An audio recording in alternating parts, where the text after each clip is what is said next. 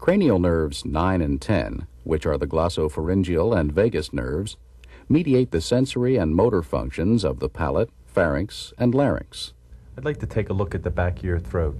Can you open your mouth? To test really these wide nerves, and say, ask the patient to say ah or yawn as you observe the soft palate and the uvula. The soft palate should rise promptly and symmetrically, and the uvula should remain midline. I'm going to ask Next, you to say, test the again. gag reflex, This time I'm one gonna side at touch a your lobby in time. the back of the throat. Using a tongue blade, Say touch one side of the pharynx, then the other. You should see a prompt rise of the palate and other signs of gagging. Finally, ask the patient to swallow. It should be done without difficulty or regurgitation.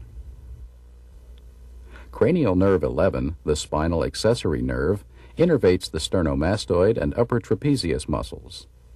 I'm going to test the strength of your shoulders. To I'm gonna assess lower this the head nerve, for just a ask the minute. patient to shrug his shoulders upward against your I want you to raise hands. your shoulders against During this resistance. maneuver, evaluate the strength and contraction of the trapezius muscles. Good.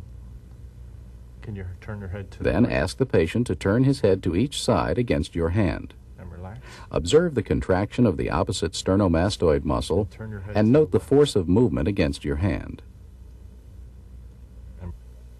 Cranial nerve 12, the hypoglossal nerve, mediates motor functions of the tongue, which in turn affect articulation of words. Inspect the patient's tongue as it lies on the floor of his mouth. Observe for fasciculations. There should be none. Ask the patient to stick out his tongue. Note any asymmetry, deviation, or atrophy. The tongue should protrude straight out.